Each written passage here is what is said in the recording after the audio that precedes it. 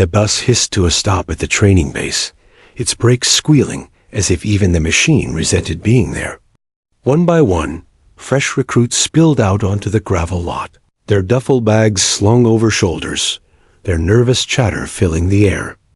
Among the sea of eager faces and broad-shouldered young men, she stepped off quietly, almost cautiously, gripping her bag with both hands as though it might shield her from what was to come. Her name was Private Emily Carter. At 5'3", with a lean frame that looked more suited for running track in high school than hauling military packs, she didn't fit the image of what many thought a soldier should look like.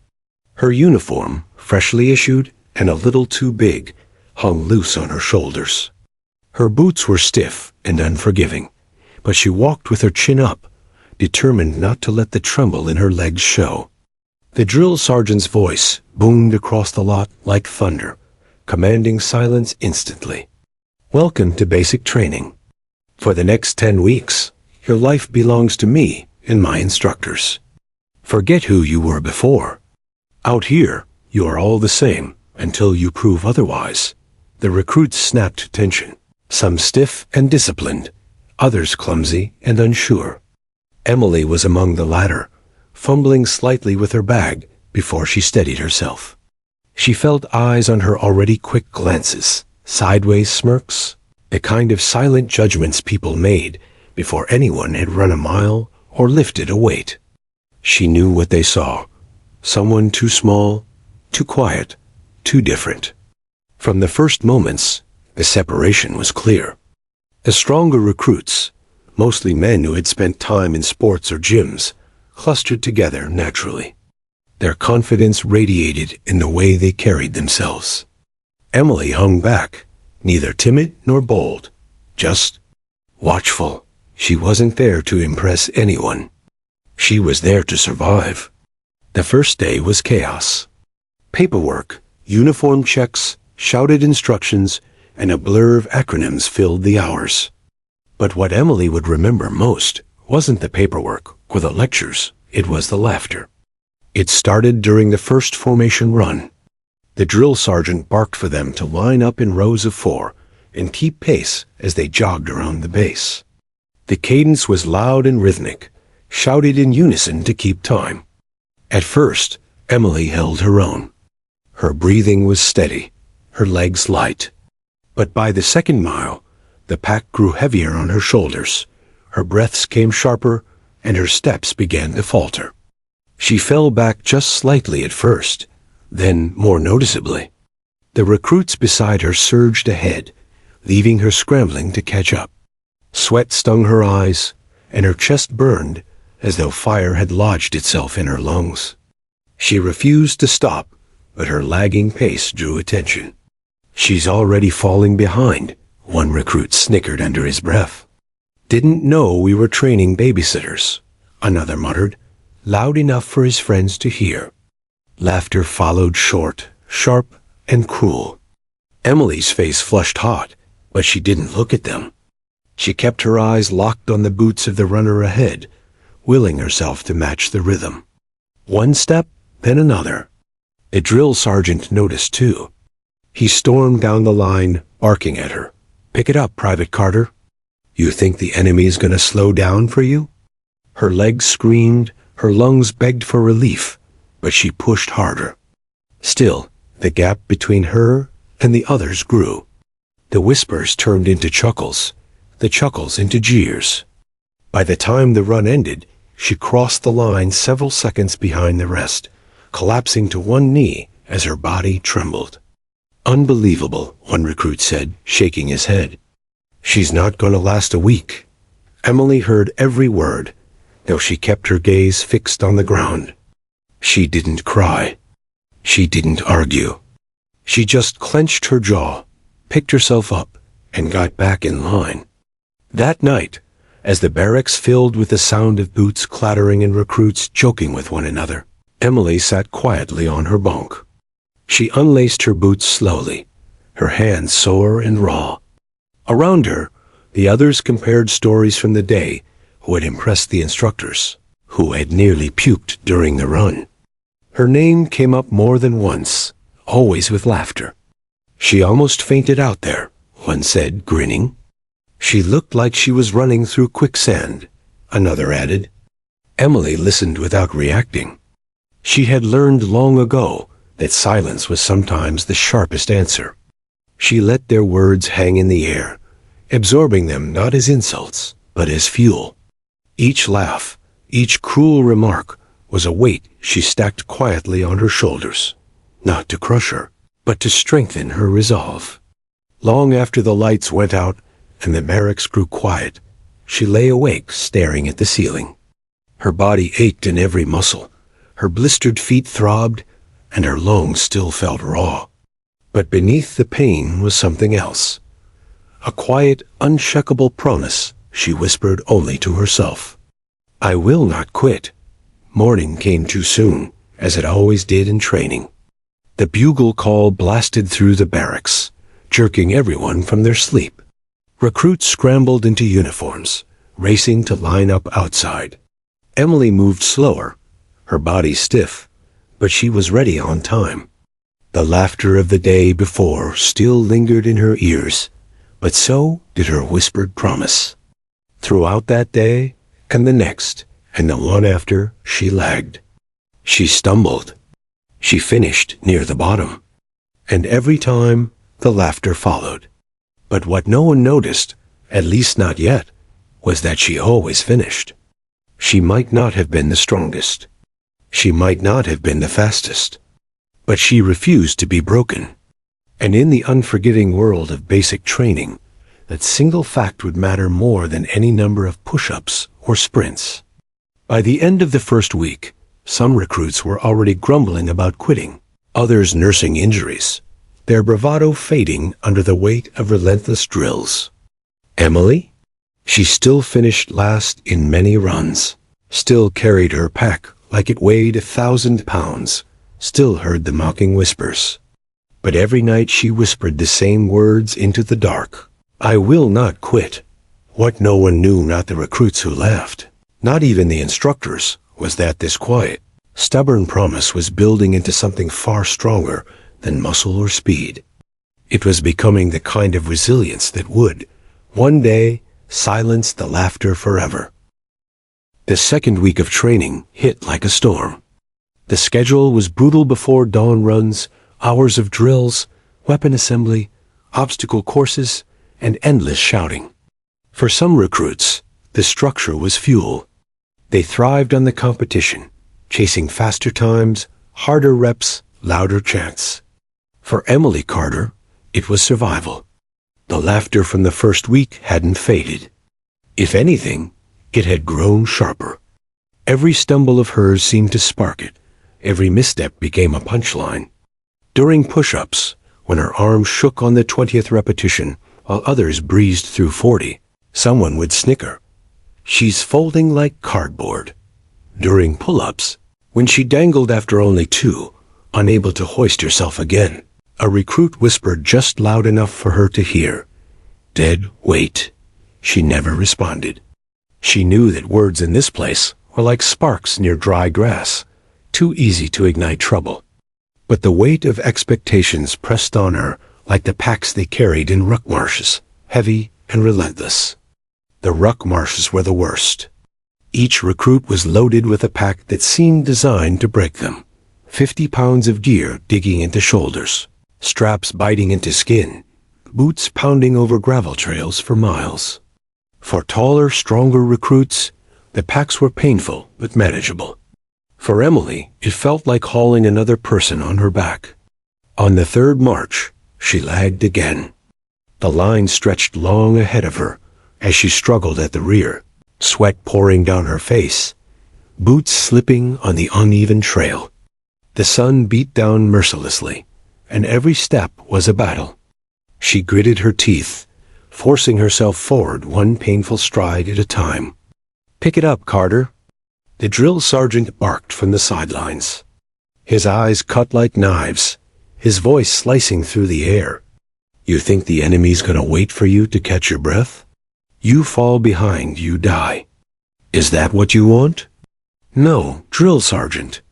She gasped, her voice hoarse, but she didn't stop. The recruits ahead didn't slow. Some glanced back, some smirked. One made a dramatic show of yawning as she stumbled, earning laughs from those nearby. But then something happened, not dramatic, not loud, but small, almost invisible. She reached the end of the trail.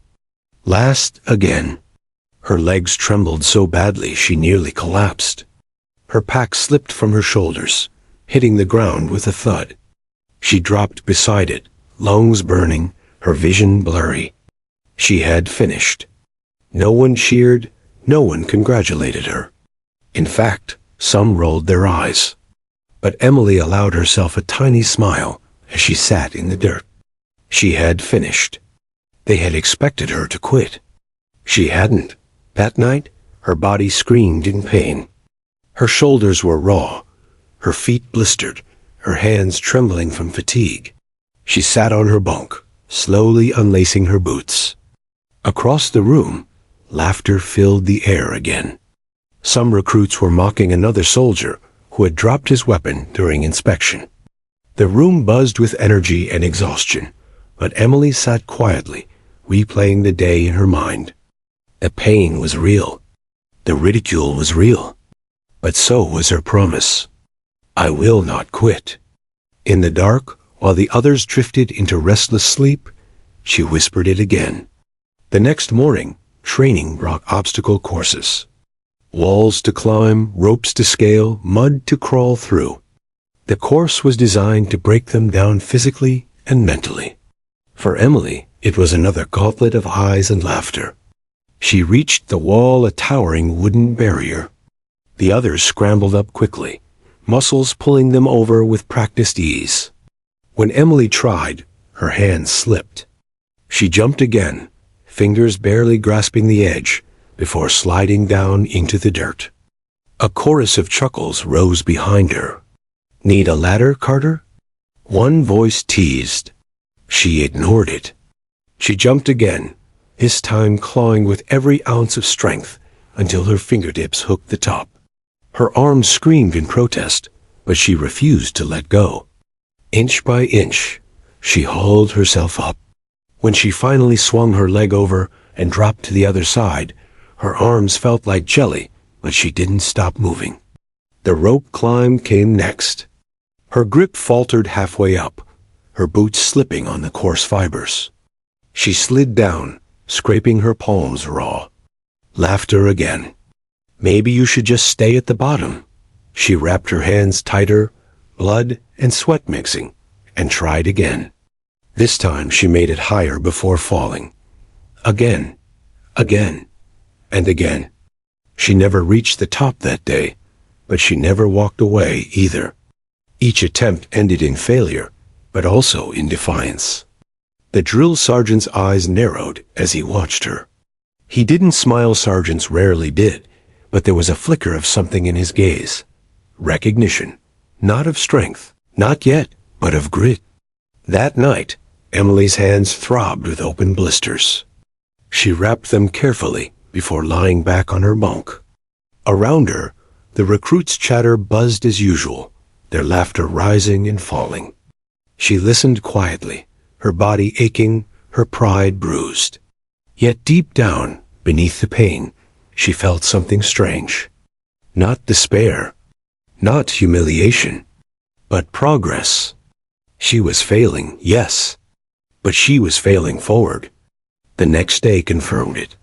During morning push-ups, she managed 25 instead of 20 before her arms gave out.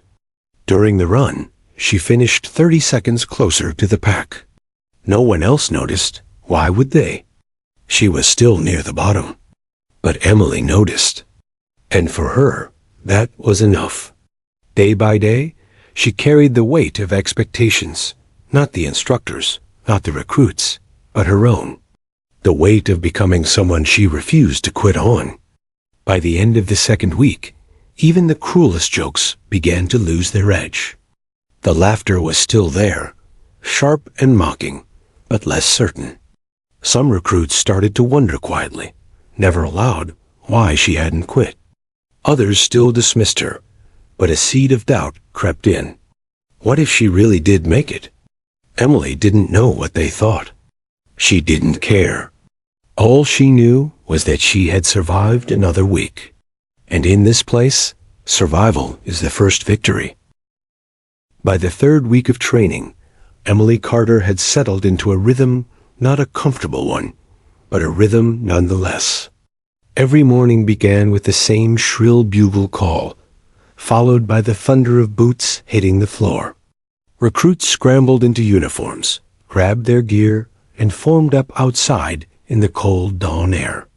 She was always there, always on time, though her body protested with every movement. She still lagged during runs, still stumbled on obstacle courses, and still trailed in the pack during drills. But something subtle was shifting. She was no longer collapsing after 2 push-ups. Now she could grind out 30 before her arms gave out. She was no longer gasping for air by the second mile. She could stretch herself into the third before her lungs screamed.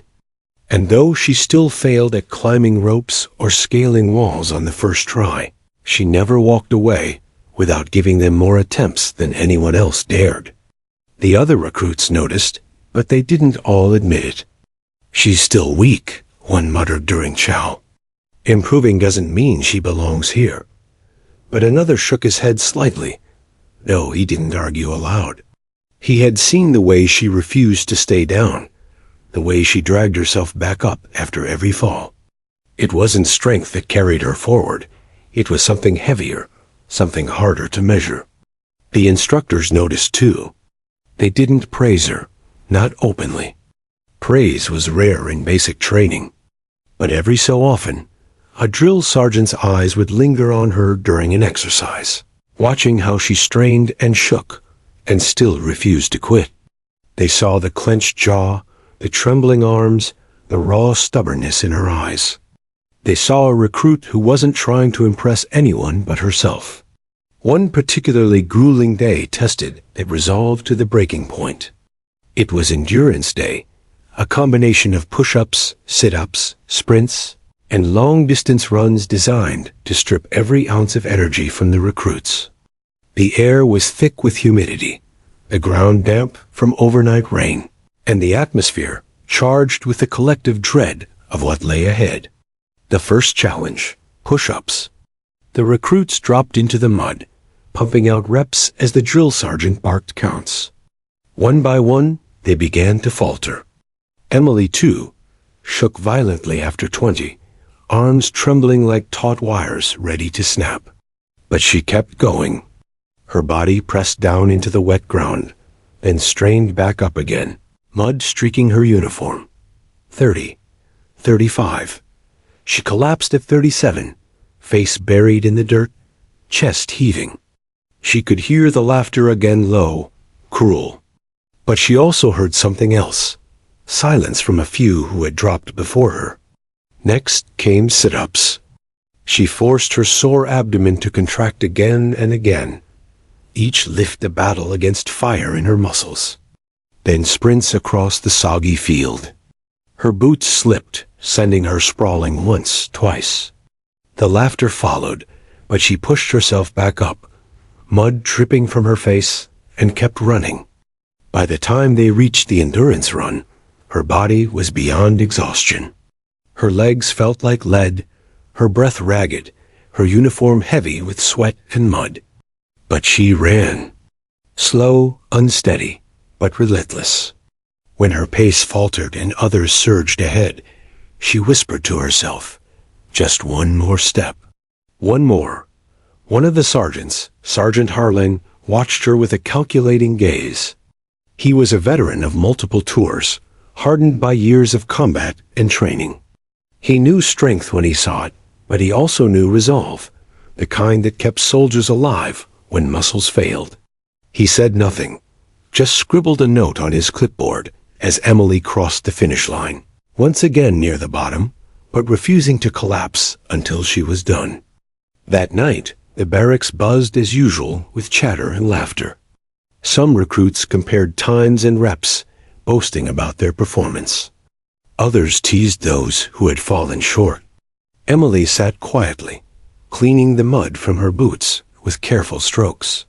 Her hands were blistered, her body ached, but her mind was steady. She remembered the way she had hit the mud during sprints, laughter erupting around her like a storm. She remembered how easy it would have been to stay down, to let the shame drown her. But she hadn't. She had gotten up, and she had finished. That mattered more than the jeers. Over the next few days, the pattern repeated. More drills, more runs, more obstacles. Emily still lagged, still struggled, but never quit. Slowly, imperceptibly, the laughter around her began to falter. It was still there, yes, but quieter, less confident. Because while others showed strength in bursts outpacing, outlifting, outperforming, Emily showed something harder to ignore. Endurance. During one morning run, she trailed behind as usual, but this time she wasn't alone. Another recruit, tall and broad-shouldered, stumbled and fell back, gasping for air. For the first time, someone else shared her position at the rear.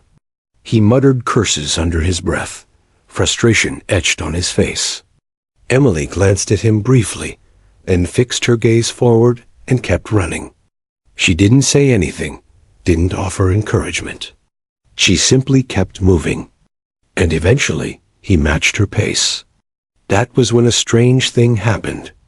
The laughter from ahead wasn't directed at her anymore. It was aimed at the man beside her. But she noticed something. It didn't sting as much when it wasn't her. It sounded hollow, desperate, like a crutch for those who feared being in her place.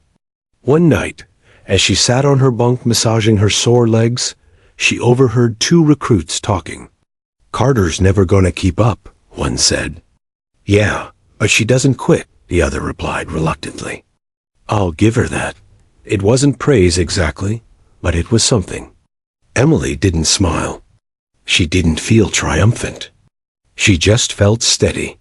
The weight of expectations still pressed down on her shoulders, expectations that she'd fail, that she'd quit, that she'd prove them right. But every day she carried that weight a little further, like a pack that no longer crushed her as much as it once had. And though no one said it aloud, though the laughter hadn't fully stopped, something undeniable was happening. She was earning their attention, not through victory, not through glory, but through resilience. Her resolve was becoming her weapon. And in the world she had stepped into, that weapon was sharper than anyone realized. The morning started like any other, harsh, loud, and unforgiving. Reveille blared before the sun even rose, dragging the recruits from restless sleep. Emily Carter rolled out of her bunk with aching muscles and blistered feet. But as always, she moved quickly, dressing in silence and lacing her boots with methodical care. She had learned the rhythm of survival here. Wake fast, obey orders, ignore the laughter, finish last, but never quit. Every day was a war against herself. And though she was bruised and sore, she was still standing. That, to her, was victory enough. But that day would be different. The recruits formed up outside, shivering slightly in the cool morning air. The drill sergeant's boots crunched against the gravel as he paced before them, eyes sharp, jaw set. "Today," he barked, "we find out who's got the guts to carry more than their own weight." A ripple of unease moved through the formation. No one knew exactly what he meant, but his tone promised pain. "Casualty evacuation," he roared. "When a man goes down in combat, you don't leave him behind. You drag him, you carry him, you do whatever it takes. Today, you're going to find out if you can." The recruits glanced at each other, some smirking with confidence, others frowning in dread. The sergeant explained the task. Each soldier would pair up.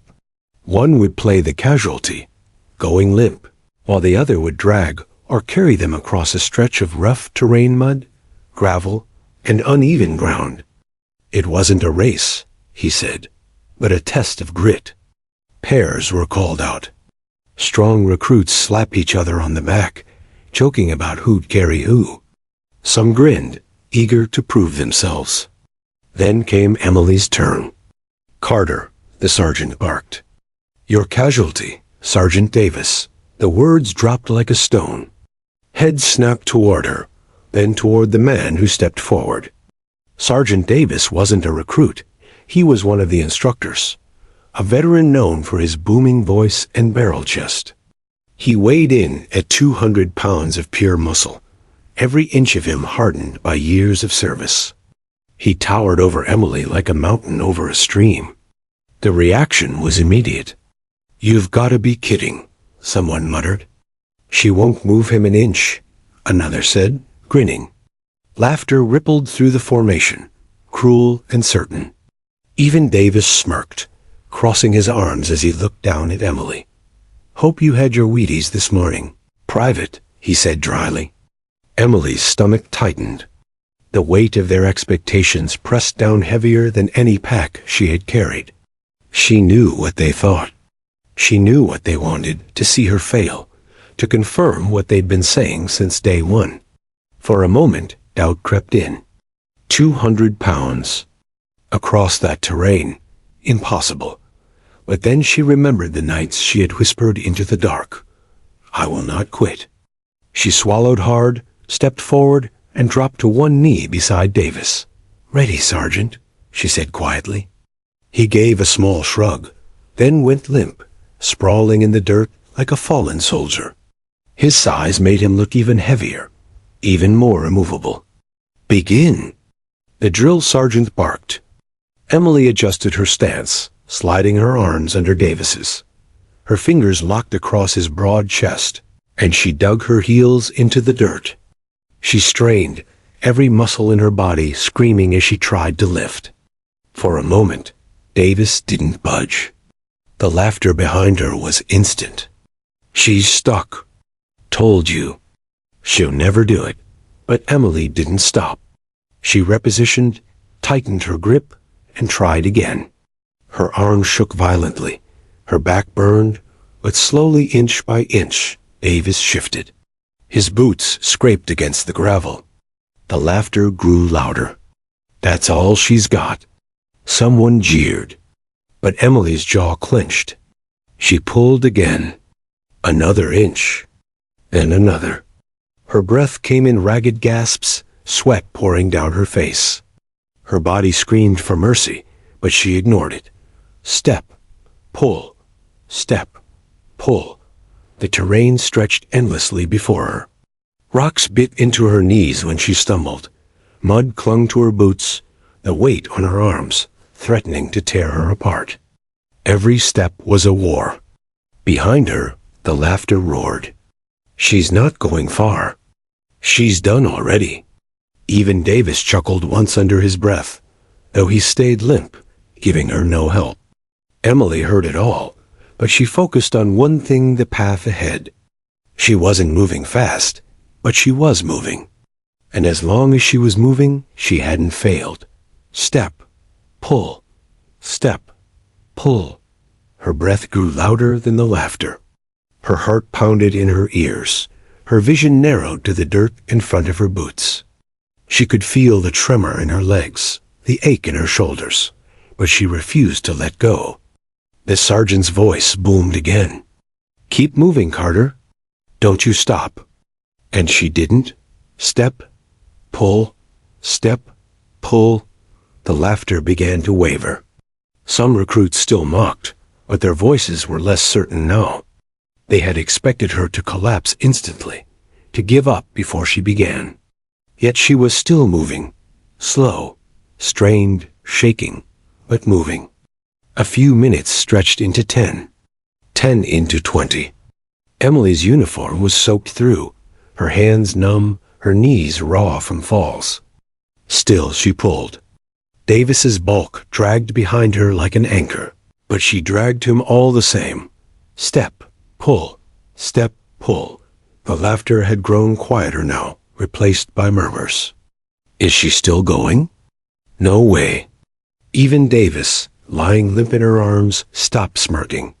He tilted his head slightly, eyes narrowing as he watched the small recruit straining with every fiber of her being, yet refusing to quit. By the time she had crossed the first-mile marker, the laughter had vanished entirely. The air was thick with disbelief. And Emily? She was still whispering to herself, lips barely moving through gasps of breath. I will not quit. The first few yards were hell. Emily's boots dug into the dirt, her muscles trembling as she dragged Sergeant Davis inch by inch. The man weighed more than twice what she could deadlift, and every tug felt like her arms were being pulled from their sockets.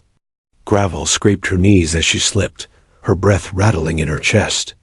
Behind her, the laughter was thunderous. She won't make it past 20 feet. Look at her, she's already dying. Call it, Carter. You're done. But Emily didn't call it. She couldn't. Her promise, I will not quit, rang louder in her head than their voices. So she planted her boots again, grit grinding underfoot, and pulled with everything she had. Davis shifted another few inches, his body dragging across the uneven ground. Her arms screamed, her back burned, but she moved him. And then she moved him again. Step, pull, step, pull.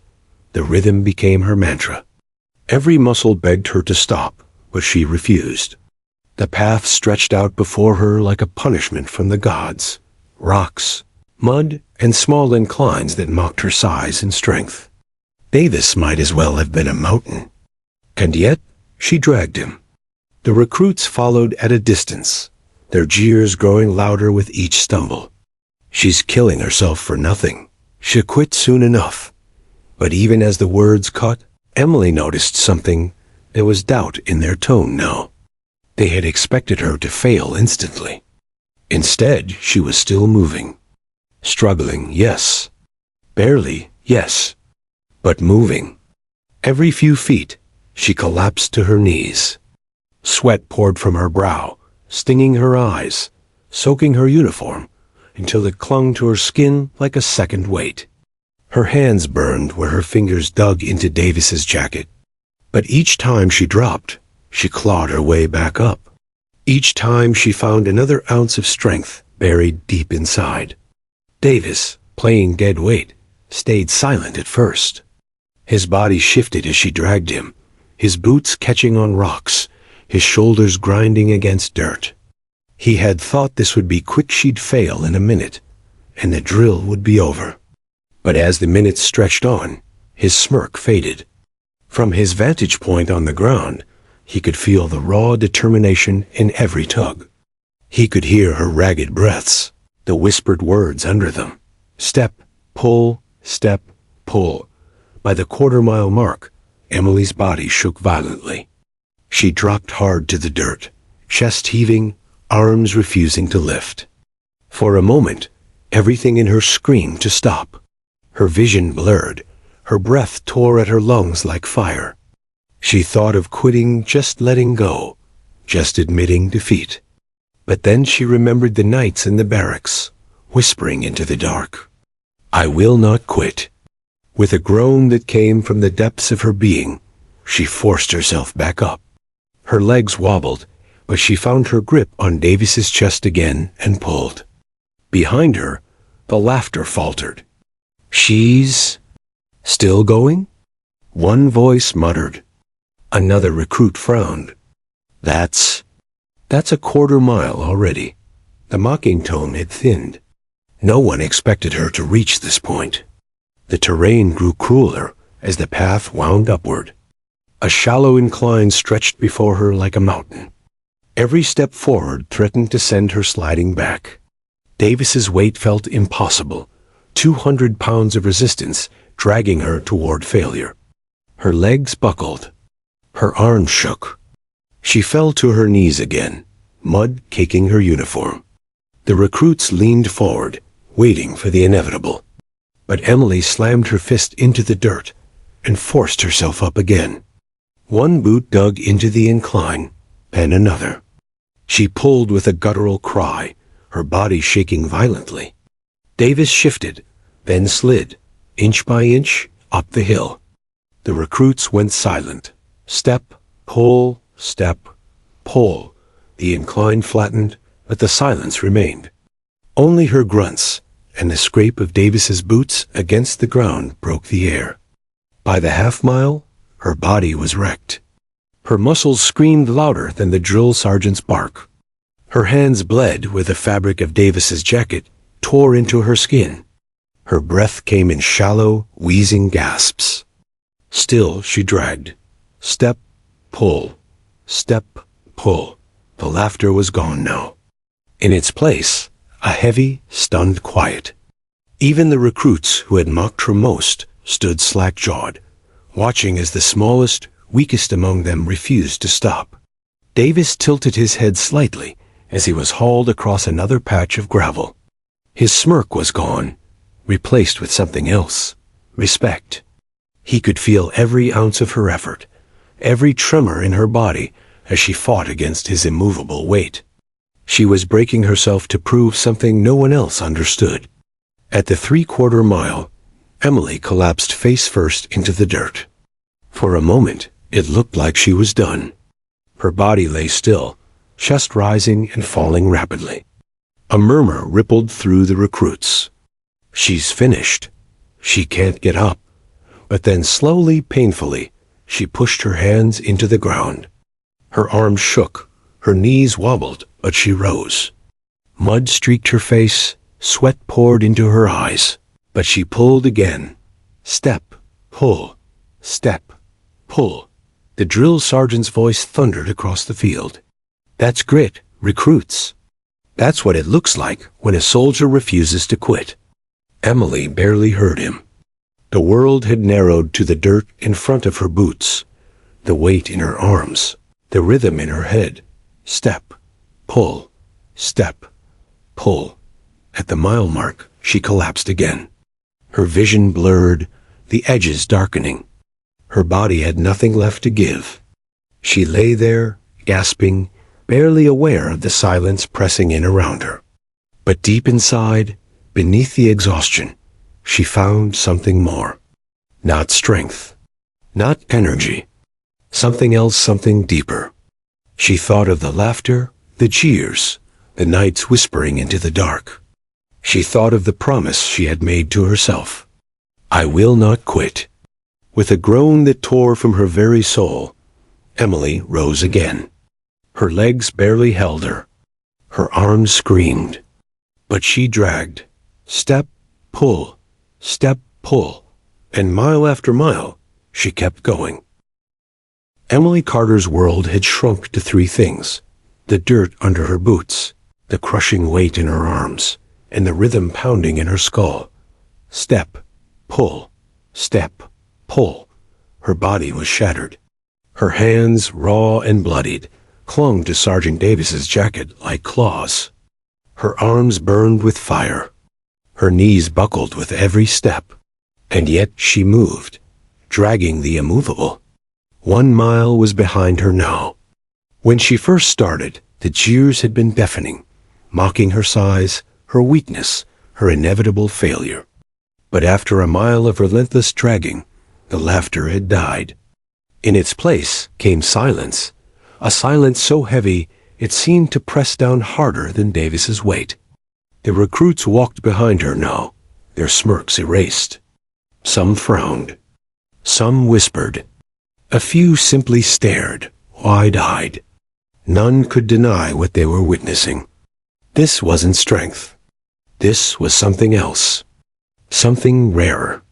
At the front, the drill sergeant paced with his hands behind his back, eyes locked on Emily.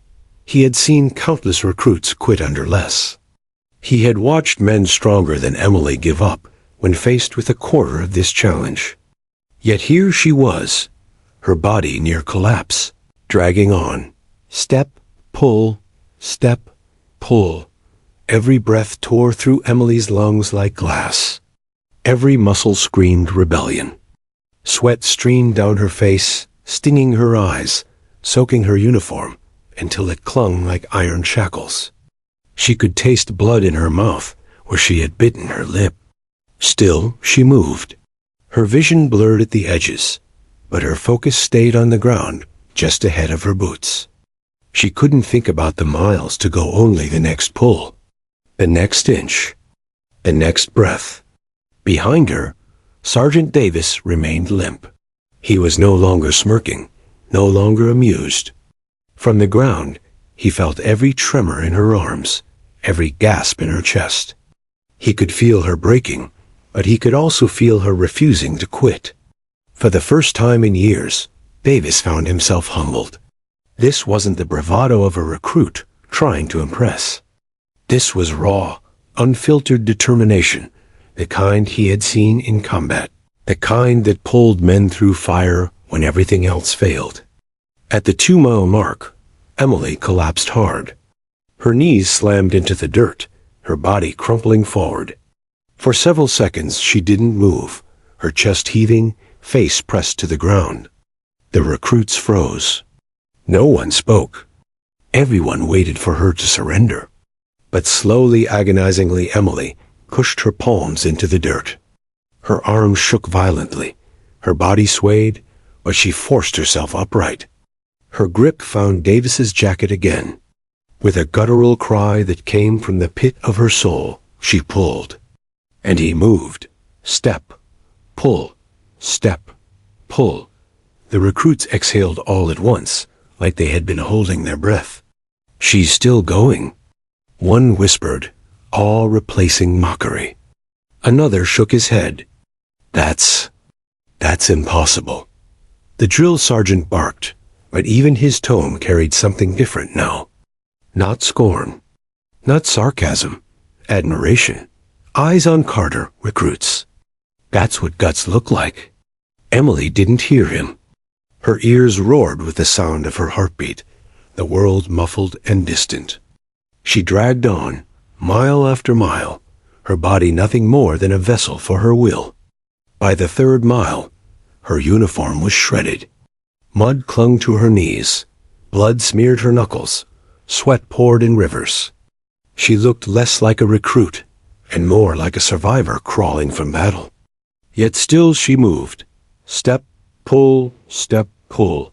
The recruits no longer mocked. They no longer whispered.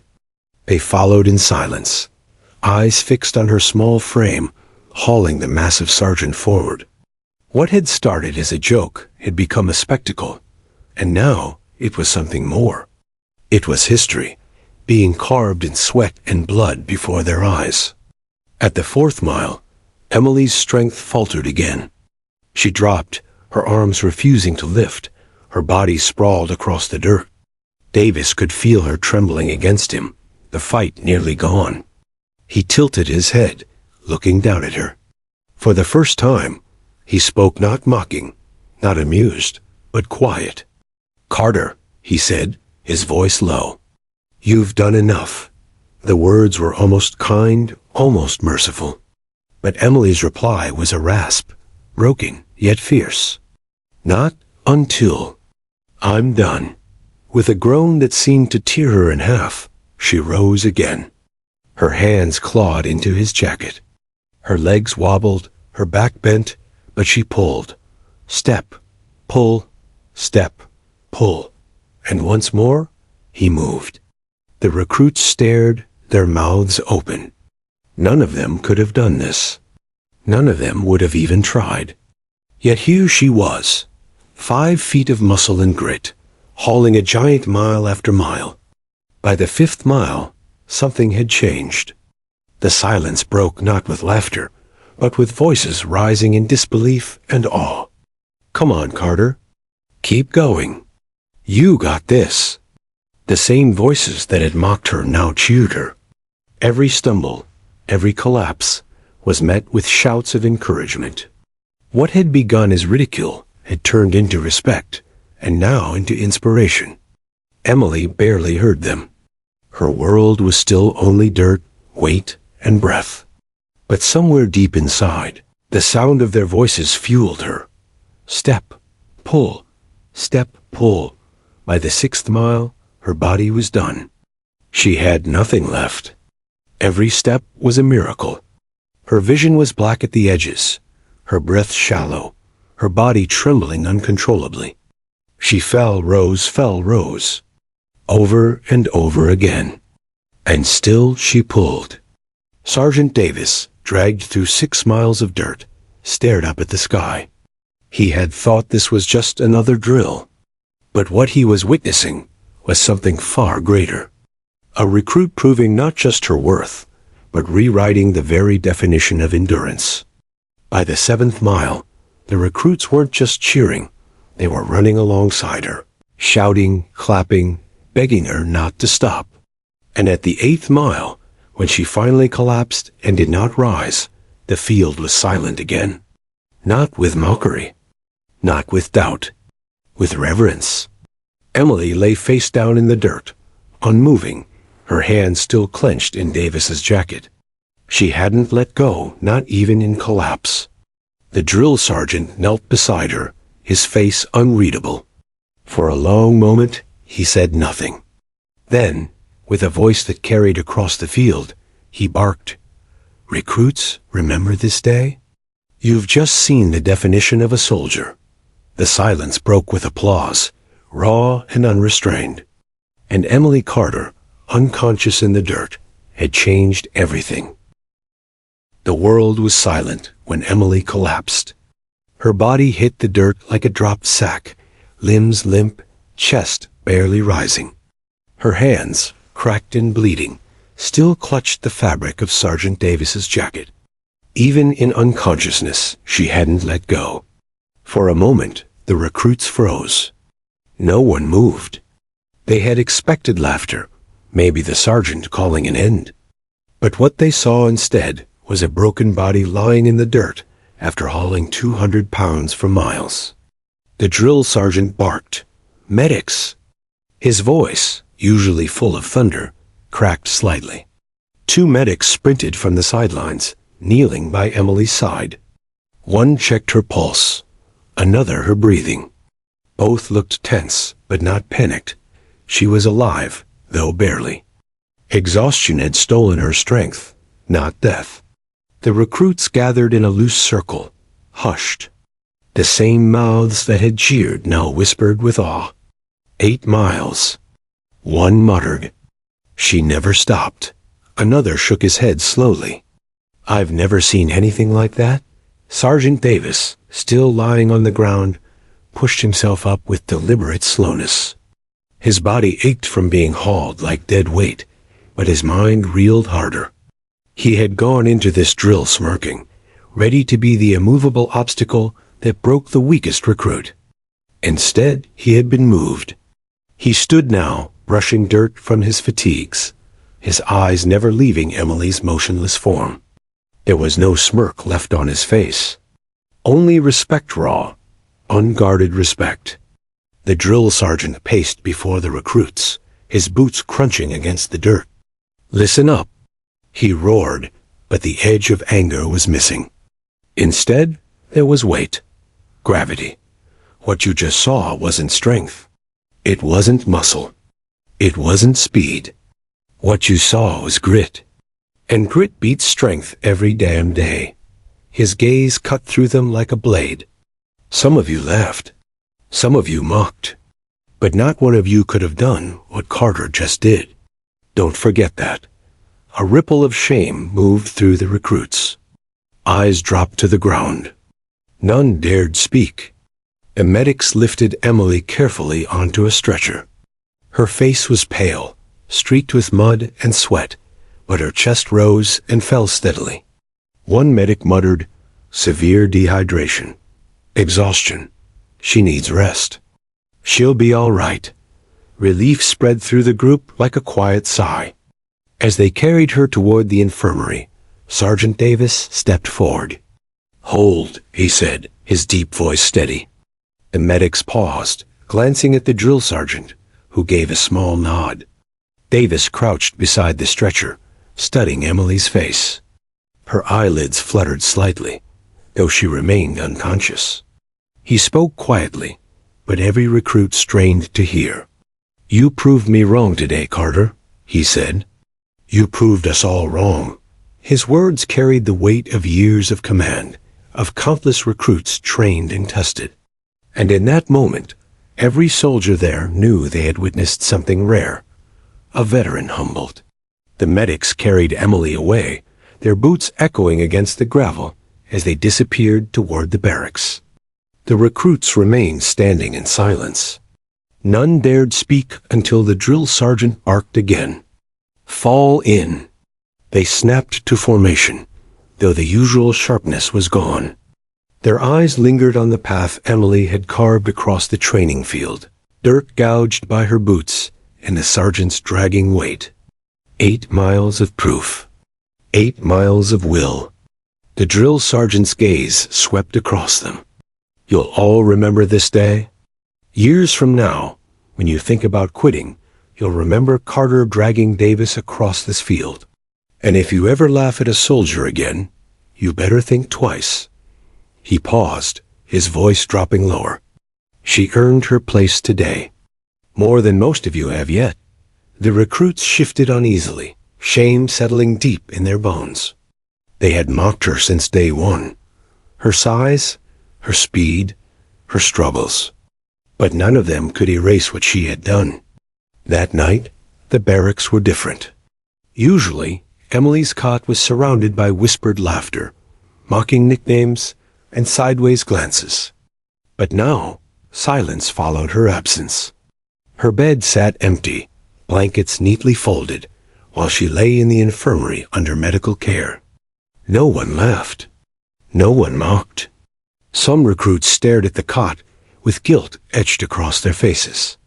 Others muttered softly, remembering every stumble she had endured, every jeer they had thrown, every moment they had underestimated her. For the first time, they understood the cost of their words. Meanwhile, in the infirmary, Emily stirred. The room was dim, the hum of medical equipment filling the silence. Her throat was dry, her body heavy, but she opened her eyes slowly. A nurse leaned over her, smiling gently. "Welcome back, soldier." Emily blinked, confusion clouding her mind. Then memories flooded back, the laughter, the weight, the miles. She tried to sit up, but pain shot through her body. The nurse pressed a hand to her shoulder. "Easy. You did more than enough today. Rest." Before Emily could respond, a shadow filled the doorway. Sergeant Davis stepped inside, his massive frame dwarfing the room. The nurse hesitated, then gave him space. Davis moved closer, pulling a chair beside her bed. For a long moment, he said nothing. His gaze rested on her battered hands, the cuts across her knuckles, the bruises along her arms. Finally, he spoke.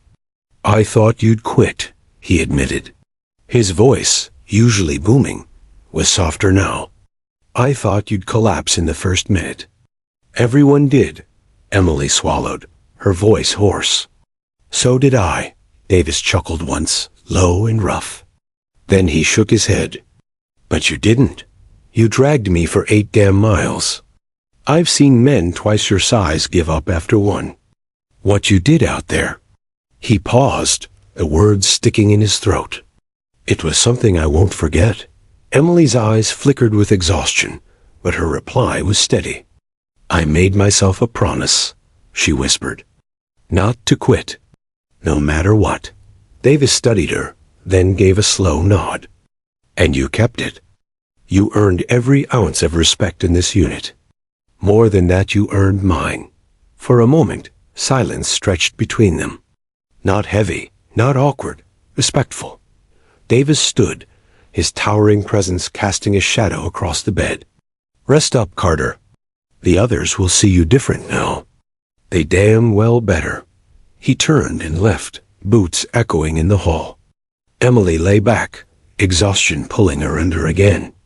But this time, she drifted into sleep with a small smile. The laughter no longer mattered. She had silenced it with every mile, every step, every pull. And though she didn't know it yet, the story of that day would spread far beyond the training field. The sun rose the next morning over the training grounds, painting the sky in gold and crimson.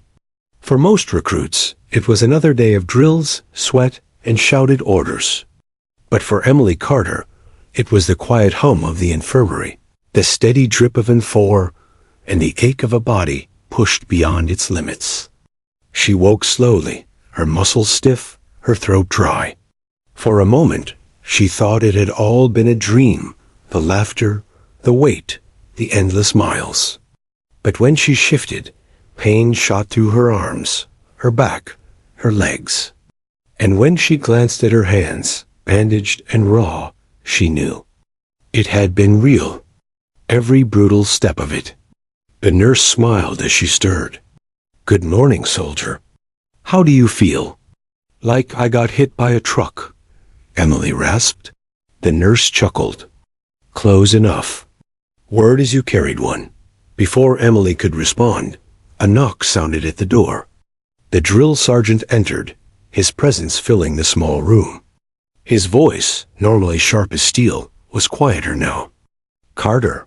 Emily tensed instinctively. But instead of critique, she saw something new in his eyes. Respect. "You broke every expectation yesterday," he said simply. "You did what no one else here could. The recruits need to see you when you're up again. Until then, rest." "That's an order." Emily nodded weakly. The sergeant gave a short, approving nod, then left as quickly as he'd come. Hours later, the barracks buzzed with whispers. Emily Carter, the recruit they had laughed at, the one who lagged behind, was no longer a joke. She was the standard. Recruits who once mocked her now sat in quiet reflection.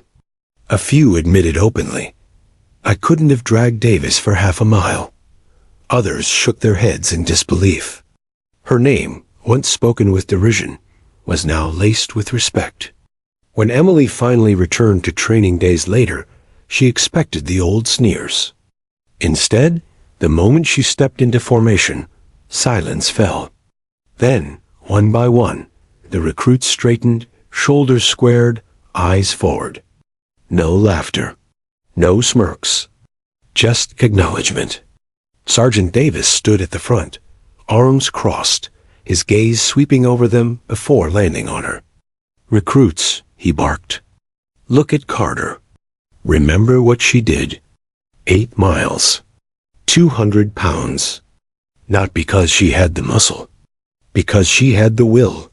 He let the words hang in the air. "You all laughed. You thought she was weak. But weakness doesn't drag a man my size across that field. Strength doesn't either. Guts do. And guts win wars." Emily's cheeks burned as every eye turned to her, not with mockery this time, but with respect. Some even nodded slightly, as if to say, "We see you now."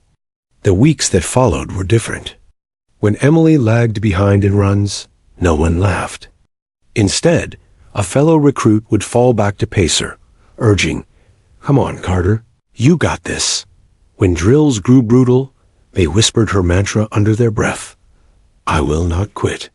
Even Davis, once her greatest skeptic, treated her differently. He pushed her hard, yes, but never with mockery. Instead, he tested her, as if determined to see how far her will could carry her. Word spread beyond their training company. Stories grew, embellished with every retelling. Some said she had dragged Davis 10 miles. Others swore it was uphill the whole way. But no matter how the details shifted, one truth remained. Emily Carter had done the impossible. She became a quiet legend, not because she was the strongest or the fastest, but because she had refused to surrender when surrender was the easy path. One evening, as the recruits sat in the mess hall, the usual chatter gave way to a single voice. A young private leaned across the table, wide-eyed. "You know what they're calling her in Charlie Company?" "What?" another asked. "The Iron Will." Laughter rippled, not mocking, but proud. Heads turned toward Emily, who sat quietly at the end of the table, her tray untouched. She looked up, startled. "The Iron Will," the private repeated. "That's you." For the first time since arriving, Emily smiled in front of them. Not small, not hidden a smile born of pride, of knowing she had earned every ounce of it. Sergeant Davis, passing through the hall, caught the moment. He didn't smile often, but that night, a faint curve touched his lips. He had seen recruits come and go, most forgotten within months. But Emily Carter, the iron will, would be remembered. Weeks later, when training ended and the recruits prepared to move on, the memory of that day still lingered. They spoke of the drill, the miles, the silence that had fallen when laughter turned to awe. And long after, when some faced combat, when exhaustion and fear threatened to break them, they remembered her. They remembered the smallest soldier dragging a mountain for 8 endless miles. And in their darkest hours, they whispered her words, "I will not quit." Emily never set out to become a legend. She only wanted to survive training, to prove to herself she belonged. But legends aren't chosen. They are made in sweat, in pain, in the refusal to surrender. And so her story lived on. The story of the girl they laughed at when she lagged behind. The girl who hauled a 200-pound sergeant for miles. The iron will